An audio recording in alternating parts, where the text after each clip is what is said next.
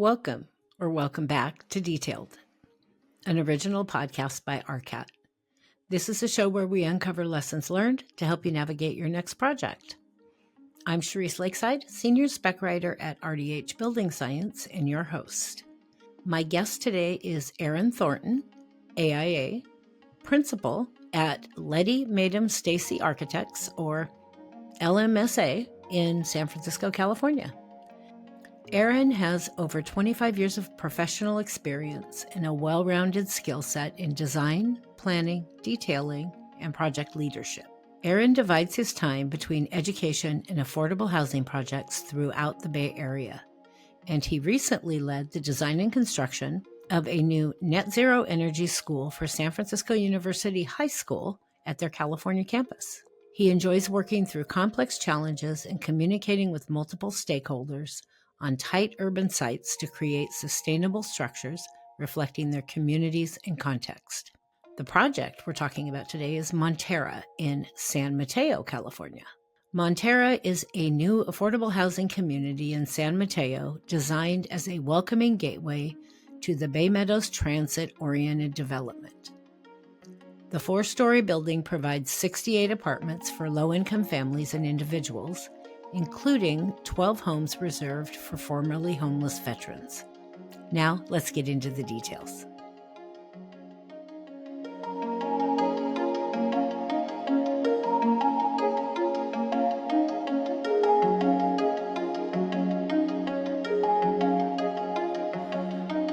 Welcome back to Detailed.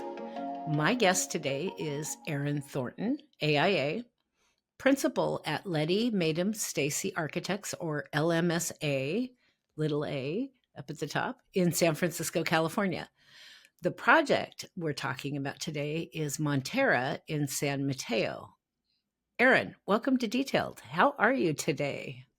I'm great. It's a beautiful day in California.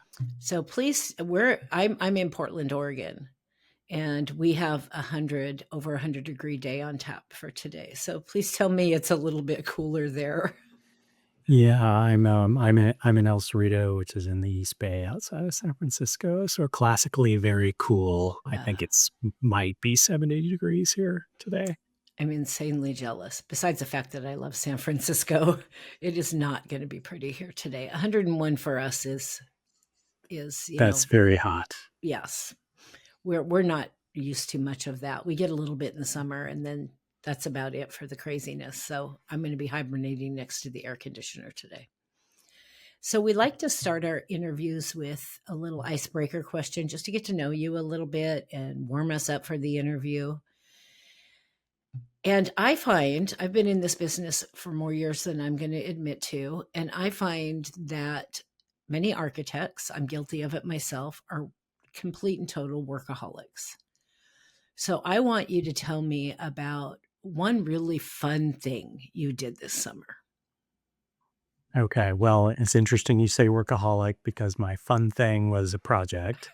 And it was building something. Every once in a while, like, it's important to me to actually make something as opposed to telling someone how to make something. So I built a cat house that I've been working on for maybe the last year or so, but I really kind of finished it up this summer. And I was working with the Oakland Humane Society has a program called the Working Cat Program, and you can adopt feral cats. And I just kind of appealed to me because, they're a little bit wild. They're totally wild. They're not, instantly lovable. And I was kind of expecting like these beat up urban cats that were going to be really tough. And we ended up getting kittens. And the kittens are wild and, crazy and completely adorable. So I have adopted the cats. They're living in the cat house. They're in their containment period right now where they kind of need to know that they have a home and they have a place, and, get fed twice a day. And I think next week we're ready to let them out. So that's both building the cat house and adopting the cats has been my fun summer project. So I'm looking at the picture right now because they sent me a picture. They didn't tell me what it was about. And I was trying to see, like, I was zooming in on this picture, trying to see what is this thing. I can't figure out. It looks like there's some kind of animal in it, but I can't tell. Um, that's really awesome. How many kittens are there? There are 2 kittens, so you need to adopt them in pairs. They're a bonded pair, they're sisters, so they, sleep on each other and pretty much do everything together. I want somebody to build me one of those in the backyard. I don't know if I want to call it a cat house, but yeah, just saying. Let's talk about this project. So, Montara, uh, let's start with a little background on, what was the need and who will this building serve, and who wanted it.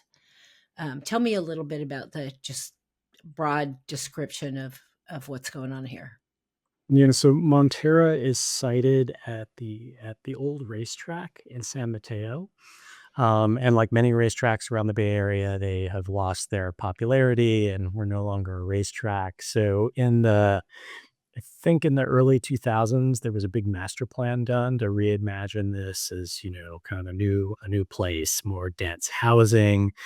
There's a Caltrain line nearby, which links San Francisco to San Jose, of which San Mateo is almost directly in the middle. Um, and this was the affordable housing piece of that project. So we worked with Bridge Housing was the developer. They brought us on to develop this site. The fun fact for me about this site is that it's located right next to the Nueva Upper School, which is a school that Leddy Maytum Stacy did, and that I have actually done some work on over the years. So it kind of encapsulates the like we do affordable housing and education projects and community projects. So we did the affordable housing, we did the high school. If we'd done a community center in the park, it would have been like the perfect trifecta. So this building ended up serving some formerly homeless, some veterans, and some low income families in the area. So it was great to participate not only in that master plan, but to help serve that community as well. Well, you keep going, and it's going to be total world domination for your firm in that area. Why not just do every building? That would be the dream, right? Absolutely. So I always do a little homework beyond what you send me.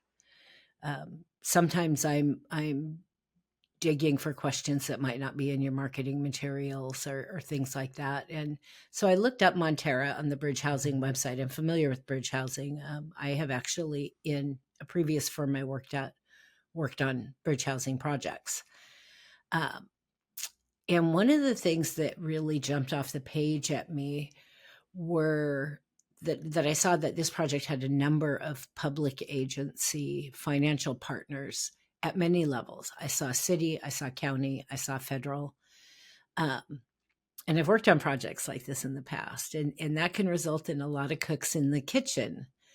And so I'm really curious, what did the planning and programming phase for this project look like? Like, how did you herd the cats without a cat house for the project? How did you herd the cats to keep everything moving along and get consensus on the decisions with that many players involved? Actually, there were a lot of players in this. It's a little easier than our San Francisco projects, though, because in this particular case, there wasn't quite a there yet. They were still building. When we were building this, they had built maybe half of it. So there weren't as many neighbors involved. There weren't as many layers. I was working on another project in San Francisco at the same time I was working on this one, which had 6 community groups, which was like on 2 municipal properties. So by comparison, it wasn't as intensive as some of the other things we've done. But because there was a master plan in place, the planning department was incredibly serious about the master plan, and there were very prescriptive requirements for what your street walls like. Does the building have a base, middle, and the top? Is there something I'd never run into before? Is they wanted a loading dock in the building. So there was a much more intensive planning process because of the master plan over all of this. So we try to do what we always do, which is just be as rational as we can. Like here are the requirements. Here's how we can serve them. This is what we think we can do. This is what we can't.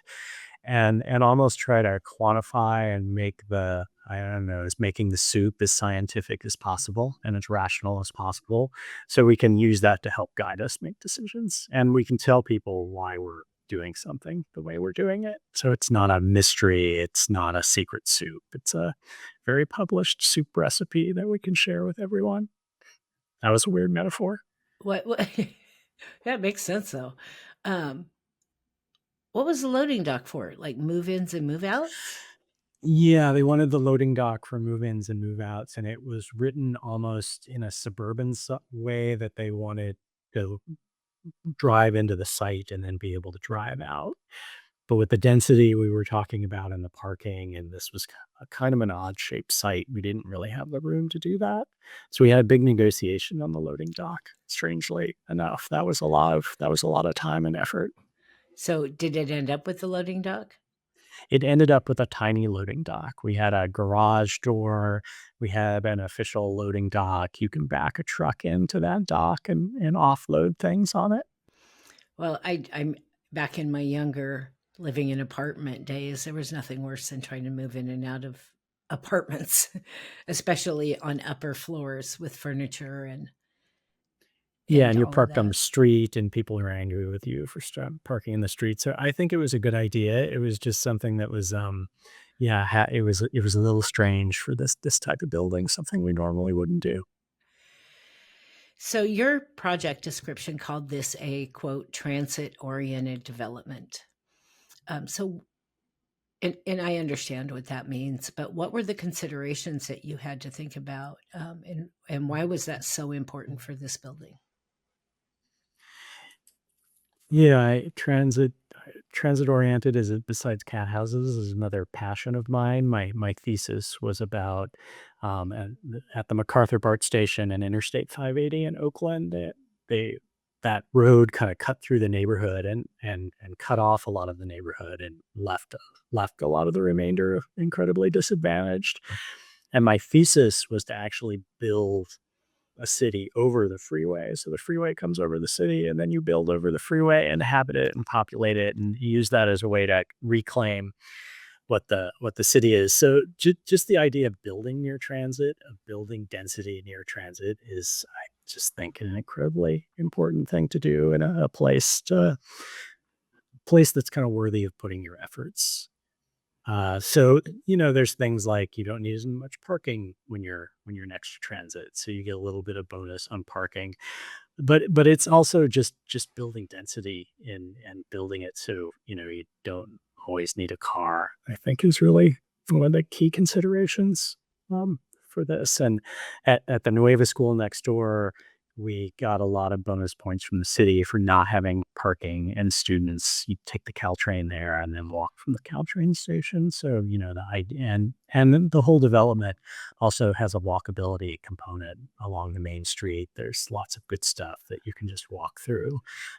So for being a suburban development, it has a lot of those urban walkable connected features, which I think are just, incredibly important for us as humans and maybe for the planet at large. Well, my youngest son, right after he graduated from college, he got an internship in Boston, and he was living in Jamaica Plain, and he was there for ended up being at that company for about 7 years. He just recently moved back to the West Coast. Ah, He did not have a car the entire time he was in Boston because their transit is so good, and they moved to an area where they could get all over the city if, with a 5-minute walk to the T. It does make a difference. And he was a young dude straight out of college. It saved him a lot of money not having to have a car and pay to or even try to find a place to park it in a city as dense as Boston. So I think that's a really important thing that needs to even more focus than it's already getting in our cities. yeah, I've spent my whole life taking BART to work and living near, a train station, and that's what I do every day. But I still, living in California, I can't quite figure out how to not have a car, which is too bad. Yeah, Um, I can't I'm nowhere near any public transit in my house, and even if I was, I would not be able to survive in Portland without a car. But I mean, I am like road rage candidate. I hate traffic so much, and I've experienced your traffic there. I come home and I go, "Okay, it's not so bad here," but it feels like it's horrible here until I go to California. LA's even worse. Um, but, such a nice thing to also have the option of not having to get in a car, and deal with that, because that would drive me personally insane. I would much rather be on a bike and read on the train than spend time in a car. Absolutely. Before we get into building specific details, give me a broad description of the scope of this project and what all is included in this building. And so this building is about 125,000 square feet. It's 68 family units. So at least half are twos and threes, and then the other half are studios and one bedrooms. It's 4 stories of wood construction over 1 story of concrete podium. It's 82 parking spaces, which was less than the city required, but was, part of a negotiation. It has a fabulous courtyard that's very large in the back. It's got a multi-purpose room. It's got a community room. It's got a laundry room. It has a loading dock. And we had to do a little bit of value engineering in the project, and we used that opportunity to plant a redwood courtyard in the back. So there's a little redwood grove that is actually growing in pretty well, which matches the redwood grove we put at the Nueva School. So we have matching redwood groves between the two properties. Nice cross project pollination there. Okay, let's start with the site. I'm super curious about that. I've been doing this podcast for over 3 years now, and so I've had the opportunity to talk to architects from all over the world, and I've heard some pretty interesting site stories, on projects that got built on a site that formerly had a completely weird, different use, and this would be one of those. This used to be a horse racing track. What did you have to work with, and were there any site constraints or issues that you had to deal with the site before you could build? Um, well, as a racetrack, I should mention that I'm a big Charles Bukowski fan, and one of the things about living in the Bay Area and having racetracks, I always imagine Charles Bukowski hanging around at like Bay Area racetracks and betting, and so that was sort of in my mind as I was working on this. But the racetrack, by the time we got there, the racetrack was long gone. There's a community center there on the parking lot where the racetrack used to be. So there's no trace. There's no painting in the parking lot that denotes the track. But one thing that was really interesting about the site, beside it being roughly triangular, was that it was located along a gentle curve. So the road curved. And according to the master plan documents, we needed to put the face of the building on the face of the curve. You couldn't set back and do like a straight building. So we had a giant curved building as a result of the site.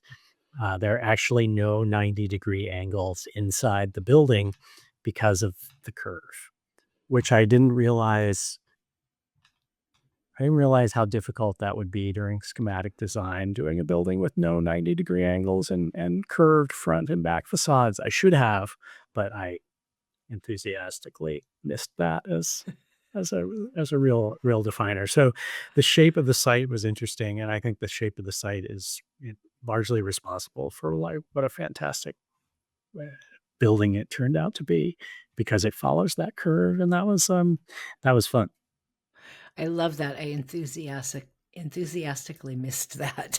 I'm gonna steal that from you. Um, I enthusiastically miss a lot. I do too, but I don't always admit to it. Describe some of the we're still on the exterior. We're going to work our way from the outside in. So describe some of the unique exterior site design components you put in this project. You talked a little bit about this courtyard. What did you do with this site? One of the other interesting things about the site is that it was up on the height limit. California loves height limits, and there's no sense of humor among planning departments about giving you extra height limits until the SB 35 affordable housing laws came along, which finally give you some relief for height limits. But this project was before those were happening. So we had to fit in 4 stories of housing and parking, and we had to do it all under 50 feet. So that wasn't going to happen. And so we had to sink the parking a half level down, which boosted the first floor a half level up. And that allowed us to do a landscape plinth along the first floor of the building and to put stoops in, which was one of the other planning requirements that you do. The California planners also love the idea of New York and the idea that houses have stoops. So those are in all the master plans that you provide stoops in your buildings. So that was a way to separate out the first floor from the rest of the floors. Other things in the site, we did work with a fantastic landscape designer, Jenny Sasson from Shed Landscape Architects. We had a giant courtyard. We didn't have to build to the density that we would have had to build, say, in San Francisco. So we had about a 14,000 square foot courtyard and not a lot of money to spend on the courtyard. So we ended up with a concrete pad, but we used paint and some materials and some palm trees to create these circles of influence along the courtyard. And I think for as low budget as that courtyard was, that it just turned out fantastically. Like feels like a good space. There's a play yard. There's kind of all these features in this large courtyard. So we took something kind of daunting without a lot of fee and made it into something that I think is pretty precious. That surprises me a little bit. I'm looking when I'm looking. I'm not reading emails when I look off to the side. I'm looking at your pictures as you're describing different things on the project, and I wouldn't for a second have thought that was a low budget courtyard. I mean, it looks really great for being. I know what the budget constraints typically are when you're doing a project like this, and so you have to get really creative to make something that's a pleasant place to be, but still keep within those constraints. I think that's been the biggest lesson for me in affordable housing is that you do have a budget, but it doesn't mean that you have to, you don't skimp on design. You might have to work a little harder and be a little more creative, but you can make good design with anything. It's not necessarily about a high price material or expressing your structural frame. You can make small moves or big moves, and they can be economical, and you can get a lot of mileage out of them. Well, and that's a fantastic piece of advice because I think that we tend to sometimes forget that, or at least some people in the design world sometimes forget that you can do a lot of really interesting things with very common materials, with just throwing a little creativity in there and looking at it from a different lens. So tell me Yeah, about. Go ahead. I was sorry. I was just gonna say my Leddy Maytum Stacy joke is that we're stucco poets. I love it. Hey, if you could make it work, absolutely embrace it. The building exterior. Tell me a little bit about your exterior design, your vision, some of the materials you chose. What am I seeing here? So again, we started with the curve, and the main road into the development, which is Delaware Street, is kind of a fast moving road. It's 2 lanes on each side. There's a bike lane. There's room for things, but there's a fair amount of speed happening on that road. And the Caltrans is also right next door to that. It's literally a block away. So there's some speed on the train. So the curve and the road felt like we should get a little speed in the facade. So there's this rhythm of windows kind of, staggered off of each other that kind of rigorously march across the facade. Um, so that was our starting point to just recognize the road. There was the plinth that I mentioned, which sets back and gives you a band of green for the building to sit on. The materials are pretty humble. It's, hardy siding for the midsection. It's, stucco poetry on the top and bottom. We did try to use our sunshades on the windows to accent the windows. And then when we first designed the building, we wanted to put a solar canopy on it. We always try to put as much solar as we can.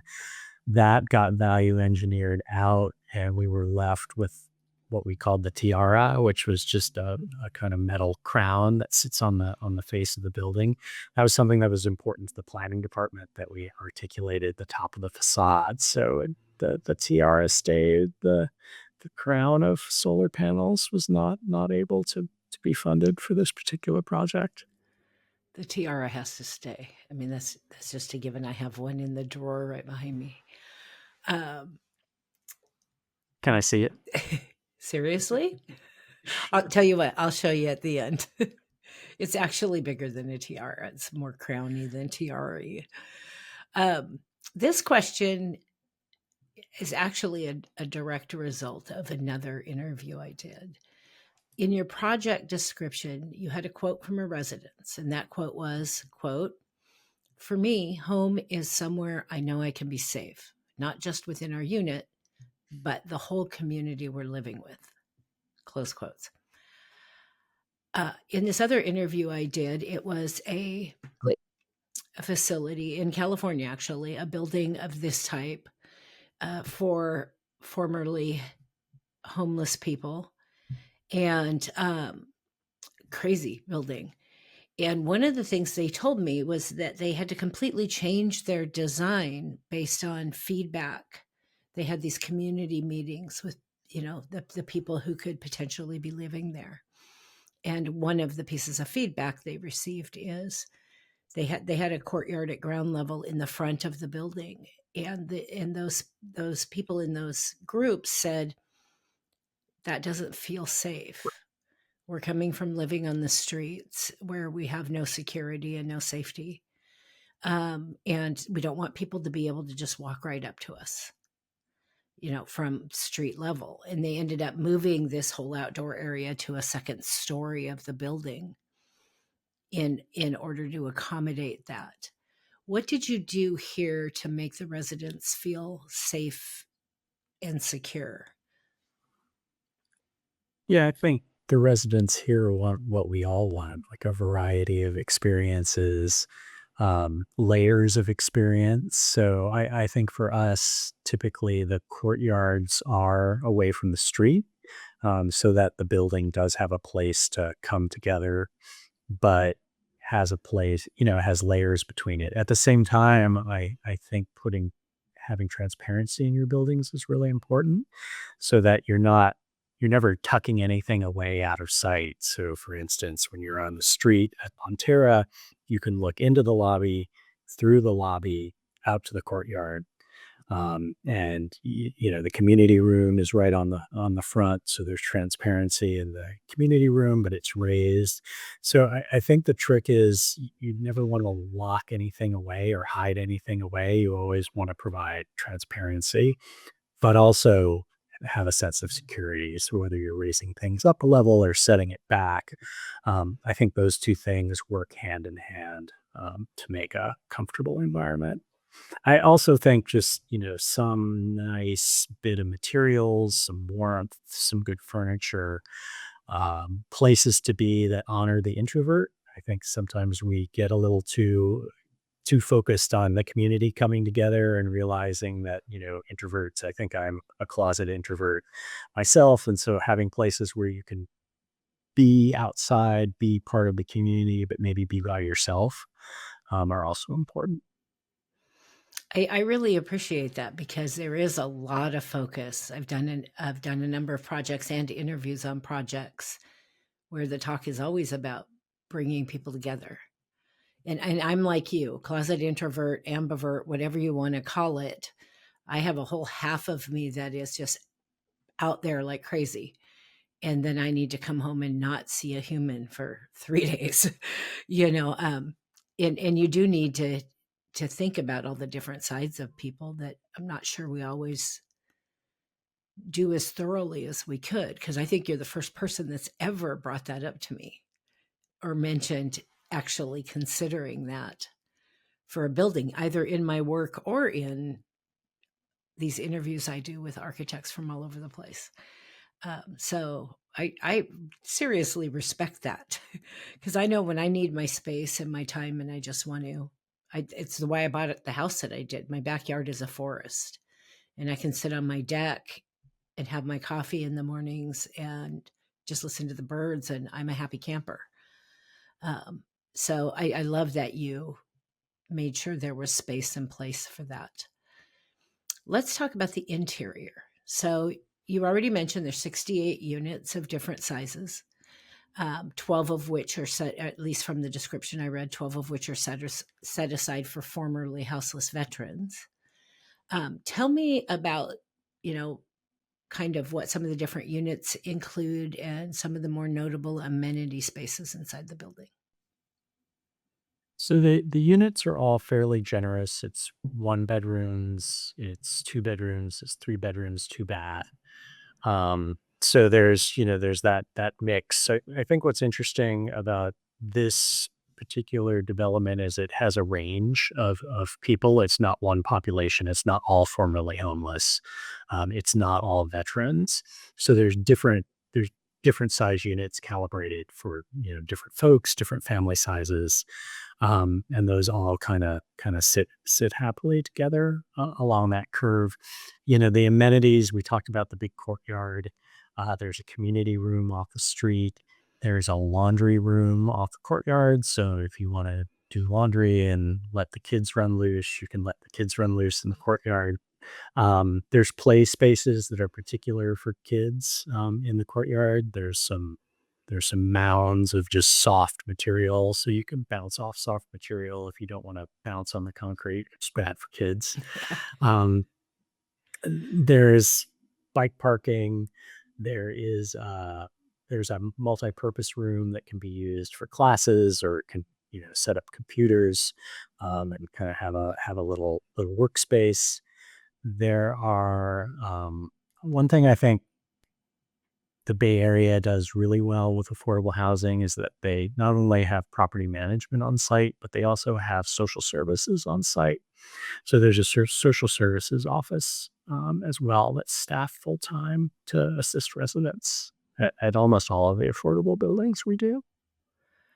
I want to know who the genius is, and I'm not being sarcastic, I mean it, who the genius is that put the laundry room overlooking the play area outside. Every laundry room I've ever seen in an apartment building is buried in some dark, dank basement or, some just place you don't really want to go to like late at night or, if you have something to do, and especially for young families, um, to be able to do that and still watch your kids and get them out of your hair.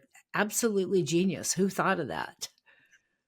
That is a tenet of one of the founding partners, Richard Stacy, is really a firm believer in the laundry lounge, which I think we're all believers in the laundry lounge. And I think it goes back to what you asked about safety before, right? It's this idea of transparency as well, that you may move things away from the street, or you may, put them somewhere else, but there's always transparency between the courtyard and the laundry, between the laundry and um, the lobby, that they all can see each other and have a visual and maybe some physical connection. In this particular laundry room, we also got double doors, so you can just open that laundry room up to the courtyard and really have it function as like an indoor-outdoor space. A serious gold star on the calendar for that. I am not joking. So I only have a few pictures of the interior. So tell me about the interior aesthetics, material choices, color patterns. I see in one picture, it looks like a some kind of wood slatted ceiling. Tell me what you did to make this, because I don't look at this building and think, at least from days of old, I don't look at this building and think affordable housing at all.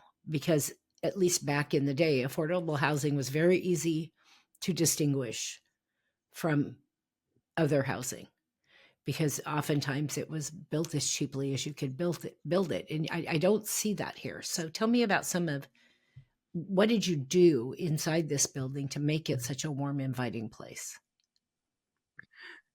So I think the secret is to be judicious with your materials. I mean, relatively, the materials are humble, like it's a concrete floor. But we did a double height space in the lobby, so when you come in the lobby, it feels a little better. I think in affordable housing projects and any housing project for anybody, wood is kind of your secret weapon as a material. Just having a little bit of warmth and a little bit of a real material can really, take a space and just completely transform it. So wherever we can, we try to, the wood slat ceiling. Maybe we use that a little too much, but I think that's a good way to provide A, acoustics, and B, a little bit of warmth in lobbies and in the community rooms. Um, we talked about the courtyard. The courtyard is concrete, but we use paint and some materials to help delineate zones. So those circles are kind of inscribed and they make the courtyard feel like a place and not just a sea of concrete. Um, we have niches at all of our doors. So in the hallway, I'm a I'm a big fan of The Shining, that movie. Um, and as a housing designer, I'm always horrified by the twins that sit in the hallway in that scene with the twins, very scary. So I never want one of our hallways to feel like a shining corridor. So we always try to, do things like, A, make sure there's light at the end of the corridor. Um, B, make sure there's some niches at the doors so that you have a space that's kind of your own territory. You can put your shoes there, you can put a marker board there, you can put a flower pot there, just a doormat, whatever you like, just something that says, "Hey, this is my door." That's one thing that amazes me when you go back once the buildings are inhabited is how people take these niches and really make them part of their identity. So I think just those little moves can really give you a better sense of home, give you a better sense of place, and give you more opportunities to inhabit them with your stuff and feel like it's your home, which it is. I I look at this, and like you mentioned, the materials are rather humble, like the concrete floors. But concrete floors are not today what they used to be. I mean, some of the most expensive buildings you see have these gorgeous polished concrete floors. There's just so much more people are doing now. And so while it may be a humble material, I think you can really change. And this is coming from a person, I grew up when I was young living in affordable housing. Single mom, we struggled. And so this interview is a bit more personal to me, because we never lived in a place that looked like this when I was a child. Would have been thrilled to live in a place that looks like this. And I love that we have come to the place where we've learned how to use these humble materials in ways that maybe they're not so humble anymore. Maybe they're a statement. Um, Yeah, but I think one of our rallying cries around the office is that everybody deserves good design, and that good design is for the world to have. I It's couldn't not it's not something on a pedestal that is for the few. It's for everyone. I couldn't agree more. From a design perspective, let's start with design. What would you say was the most difficult challenge? I'm guessing I know what your answer is going to be. What was the most difficult challenge to work out in this design? And how did you navigate it? How did you make it work? Yeah, building that curve was the most difficult thing. Did you guess? Yes, I We did. had a we had an imaginary radius 1,000 feet off the property line of the building, and then we used all the angles, so every wall was on an angle, but every wall was pretty much on a module as well. So we had our 1,000-foot radius, we had our curve, and it wasn't actually a curve because it was straight between the grid lines.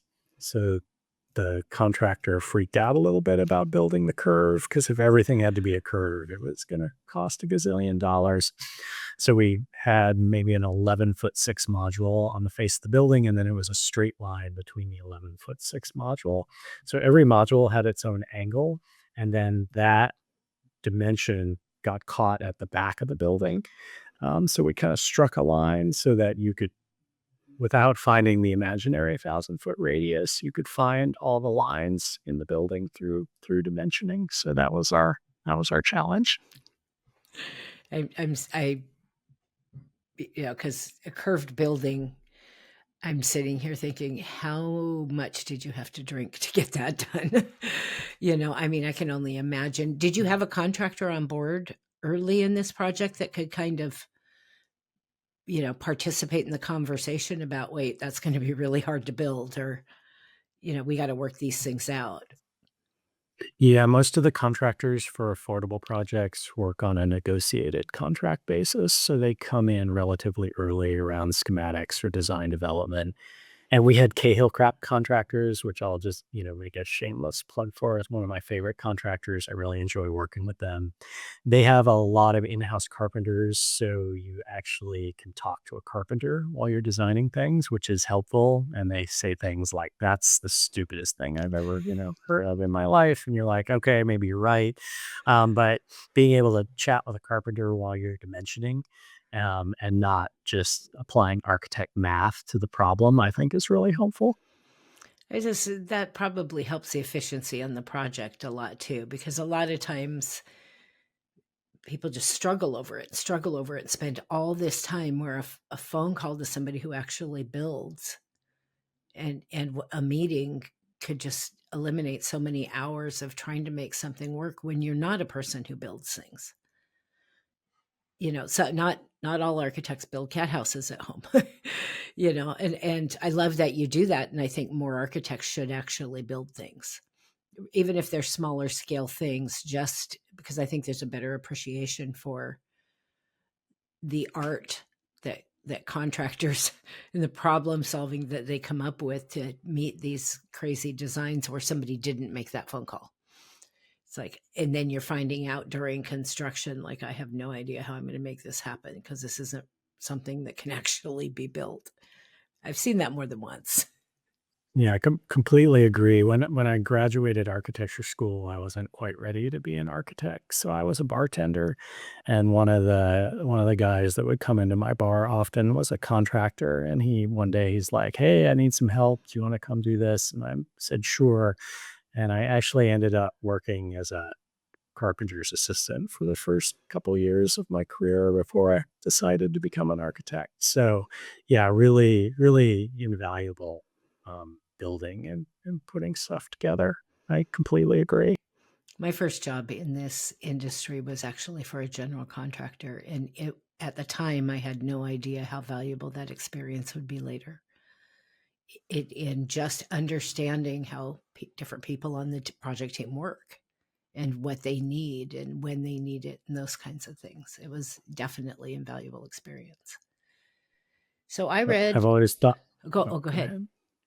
I've always thought that there should be like an AmeriCorps where you have to serve like mandatory civil service, but you either have to work in construction or in the service industry. I think America would be a much better place if everybody did that.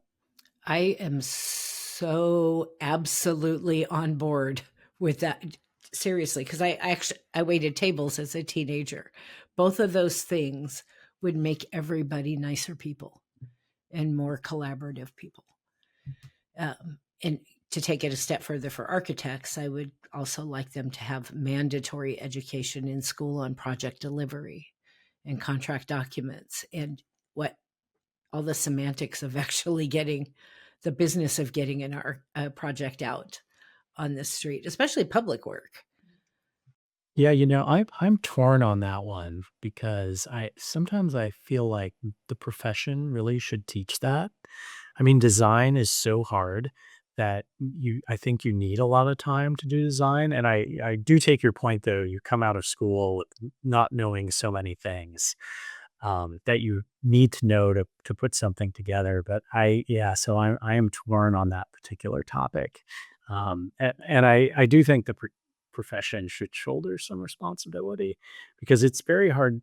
Some of that would be very hard to teach without actually the doing part of it. I teach it actually 12 weeks, twice a year. I'm mid-class right now.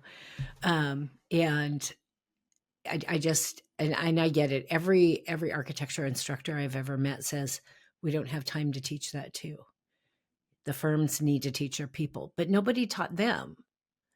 And so I call it the cycle of abuse. We're making the same mistakes and putting ourselves at the same risk that we were doing 50 years ago because nobody's teaching it except for me and a handful of other people. Yeah, I taught architecture as well for about, I don't know, from like 2000 to 2012. So I do take your meaning. I mean, there could be a way to integrate it more, I definitely, so that you're dealing with real things as opposed to imaginary things. Um, but it's this is a whole nother It conversation is. we're I'm working straying on it. into. I'm working on it though. So I read that this project is rated Greenpoint Gold, which I had never heard that particular. I know there's a lot of different rating agencies. I have no idea what Greenpoint Gold is. So tell me what it is and how you achieved that rating. Sure, Greenpoint Gold is a lot like LEED, but Greenpoint's program is calibrated as particularly for multifamily housing, and it has all of the same categories. What is your energy use in the building? So for instance, this was back when we were still doing gas, but we have solar hot water on the roof. So our solar hot water is assisted through through a solar system. It's about having materials that don't off gas. It's about conserving water and having planters that hold the rainwater before it goes into the ground. So it's all the things you would do in LEED for a sustainable building, just a little bit different. So LEED Gold and Greenpoint Gold are basically the same thing. I've been seeing more of that where there's I want to say it was an interview I did on a multifamily project in New York where they had this other rating system specifically for multifamily projects. And so it had some different things in it. It was more customized to that type of project. So I'm glad to see that. Construction. I love construction stories because there is always a good construction story. And, because that's where the rubber meets the road. You start building, and I don't care how perfect the design is, you're going to run into some challenge you have to solve. So tell me how the construction phase of this project went and share with me at least one construction challenge that you faced and how you dealt with it. Sure. So again, I have a rule. I like low drama construction sites. So I like to make sure that we're all friends and we're all having a good time and we're all building together. So I don't have any knockdown drag out construction stories. The probably biggest challenge with this project was that it happened during COVID. So we had to, all deal with the challenge of not being able to get any of the stuff we wanted exactly. So we had to be incredibly flexible with each other. It's like, I think we had, uh, in a couple instances, we get half of one thing and half of another, and we just made it work through the project. Um, we did have, I, my, my like almost heart attack on this was that there was an error in the calculation for the planting on the podium from the engineer, and suddenly we found that our palm trees were way too heavy um, for the podium, what they'd calculated on it. So our solution was, and because we had used regular weight soil as an assumption, we were able to switch to lightweight soil and make everybody happy. But that was my heart attack call that that there was a calculation in the podium that wasn't working, and what we had planned wasn't working anymore. And so I was imagining like, these big round planters with tiny little trees in them. But we were able to have our palm trees just by virtue of using lightweight soil. You can't have a project in California without a palm tree. It's just, I love palm trees. What was your biggest lesson learned from this project that it's all those projects done, so that made you a better architect on the next project? I worked with one of the founding partners, Bill Leddy, on this project. And I think what I've learned from him in housing is to be incredibly rigorous. But I also like to be fun rigorous and not be too serious rigorous. So, all your units stack, your module is the same. You're only using a couple different window types. You're using one bathroom type, one kitchen type, that you're not doing a lot of kind of fancy extra things that you're trying to think as, quote unquote module as possible. I've really kind of carried those lessons from the early affordable housing I've done into new affordable housing where things are getting even more budget constrained and funding is tighter. So as logical as you can be and as much fun as you can have with that logic, I think are keys to success in the affordable housing game.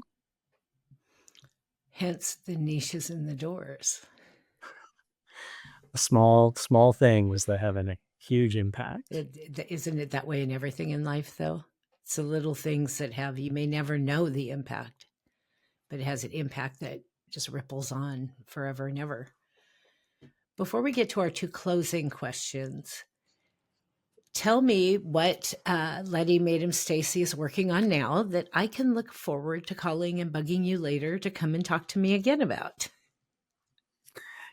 Yeah, so there's a couple projects opening up in the fall. One of them is Mosswood Park Community Center. That should be done in October. That was a big community planning effort. And I think I'm hoping it will really be a success for Oakland. The other one that's opening is the Hertz Recreation Center in Sunnydale. It should be open in the fall. And again, that was also a big community effort. And I hope that that's a great project for the community when it opens up. We also have University High School California campus. Is students, I think, are coming today. So it's the first time students have been in this new building. So I haven't had a text message during this call. So I'm assuming everything is going well at California campus. And then also, personally, I have two affordable housing projects which had been stalled out in funding that are starting construction this year. One started last month, and another one's going to start at the end of the year. So I'm thrilled that these finally got funding and that they're going forward, and we're get to make some more affordable housing in the world. So you're just bored all the time. No. I'm wondering where you had found time to build the cat house. But that thing is adorable. It really is. Now that I know what's living in there, I knew it was some kind of furry creature. I just couldn't figure out what it was. Yeah, Zelda and Stardust, I think, are pretty happy in there. I love the names.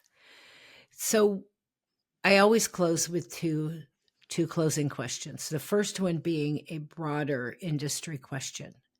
Just, basically your opinion. Available affordable housing is an issue in a lot of places. It is here in Oregon, especially in the Portland metropolitan area. I know it's a struggle in California. It's a struggle up in Seattle and probably many other places. In your opinion, what do you think we need to be doing to intelligently and efficiently tackle the housing crisis?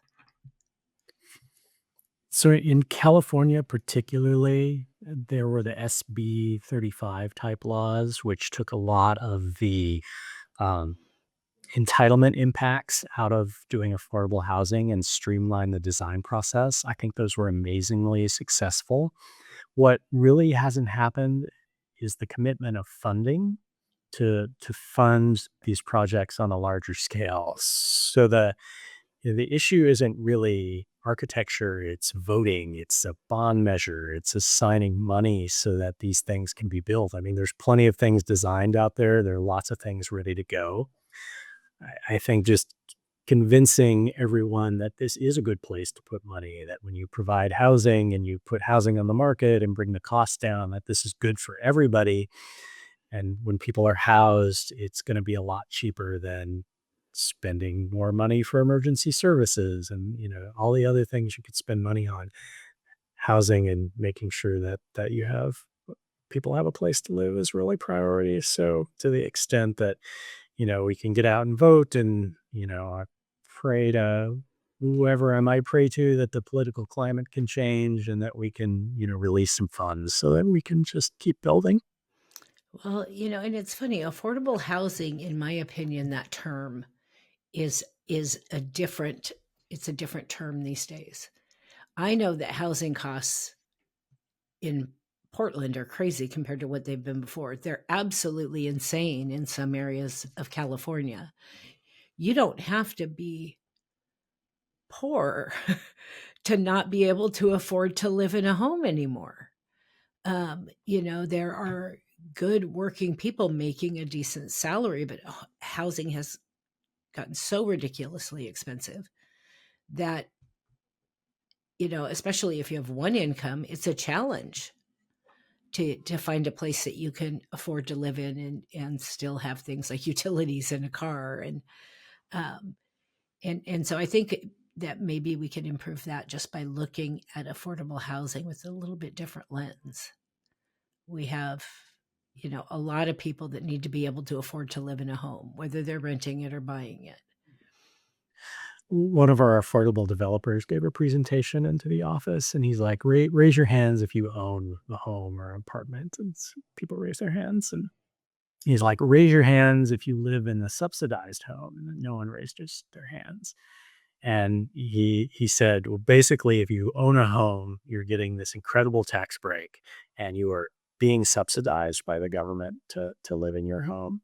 So almost everyone is living in some kind of subsidized housing or some kind of assisted housing. And so I think removing that stigma about what housing is and how you have to live in it is really important. And that was even for me I hadn't really thought about things that way until he had kind of made that comparison. And I was like, oh yeah, this is totally right. So I was grateful for that bit of eye opening. Yeah, well, so am I. So thank you for sharing.